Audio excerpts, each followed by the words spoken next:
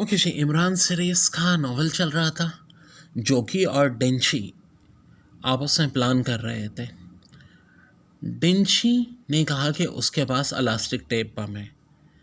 जोकी इस बात पर बहुत खुश हुआ। वेल डन, बहुत अच्छा आइडिया है, क्या है बम, निकालो, मैं उसे अभी लगाता हूँ। जोकी ने कहा 2 बम है, एक आगे की तरफ लगाओ और एक पिछली तरफ लगा देते हैं। टाइम एक ही रख देते हैं, फिर देखेंगे कि किस तरह ये फ्लैट और ये प्रिज्म बचता है, डेंची ने कहा। फिर उसने कोट की अंदरूनी जेब से एक पतली सी पट्टी निकाल कर जोकी के हाथ पर रख दी, जिस पर प्लास्टिक का टेप चढ़ा हुआ था।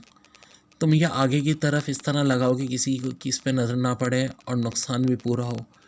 मैं पिछली तरफ से लगाता हूँ, वह 5 मिनट लगा देना ताकि हम दूर निकल सके, डेंची ने कहा। और जोकी के सर हिलाने पर वो तेज़ी से बाहर निकला और लिफ्ट के साथ मौजूद पतली सी गली में दौड़ता हुआ फ्लैट की पिछली तरफ दौड़ता चला गया। लेकिन दूसरे समय वो टटक कर रुक गया क्योंकि वो गली आगे जाकर बंद हो गई थी। डिंची एक लम्हे के लिए रुका, फिर उसने कोट की अंदरूनी जेब में हाथ डालकर लोहे का एक गुच्छा निकाला और उसे तेज़ी से खोलने लगा। चंद लम्हों बाद वो गुच्छा 2 अलग हिस्सों में हो गया है। ये उंगलियों पर पहनने वाले लोहे की नोकों वाले गोल पर मुश्तमिल था। डेंची ने बड़ी फुर्ती से उसे अपने दोनों हाथों की उंगलियों पर चढ़ाया। अब इसकी उंगलियों के आगे लोहे की तेज़ और कतरे मुड़ी हुई नोकें थीं। दूसरे में उसने दीवार के रखनों पर उंगलियां गाड़ी और फिर एक झटके से दूसरे हाथ की उंगलियां ऊपर वाले रखने पे जमाई, फिर पहला वाला हाथ ऊपर जमाया। इस तरह वो दीवार के साथ किसी छपकली की तरह चिपका हुआ बड़ी तेज़ी से ऊंची दीवार पर चढ़ता चला गया। दीवार के किनारे पर पहुंचकर वो एक लम्हे के लिए रुका और दूसरे लम्हे ने इंतहाई फुर्ती से नीचे छलांग लगा दी। दूसरी तरफ एक ज़ख़ीरा सा था जिसमें नर्सरी बनी हुई थी। नीचे पहुंचकर उसने अपनी उंगलियों से पंजे उतारे और इन्हें वापस पहले की तरह तय करके जेब में डाला और दाएं हाथ की दीवार के साथ भागता चला गया क्योंकि यही दीवार फ्लैट के पीछे जा रही थी। अभी थोड़ी दूरी गया था कि अचानक टुटक कर रुक गया। इसने एक कमरा नुमा गिराज से नीले रंग की एक कार बरामद होते देखी।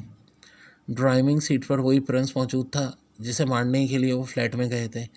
कार उस कमरे से बाहर आकर रुकी और फिर प्रिंस नीचे उतरकर वापस कमरे की तरफ बढ़ा। उनने कमरे का दरवाज़ा बंद किया और दोबारा कार की तरफ बढ़ा। डिंची ने एक लम्हे के लिए सोचा और फिर वो तेज़ी से कार की तरफ दौड़ता चला गया और जब तक प्रिंस ड्राइविंग सीट पर बैठता वो उसके हुक्म में पहुंच चुका था। कार काफ़ी बड़ी थी, इसका बम्पर प्लास्टिक का बना हुआ था और कासा चौड़ा था। डिंची इतनी तेज़ी से इस पर चढ़ा और इसने साइड के मिड गार्ड पर हाथ जमा दिए।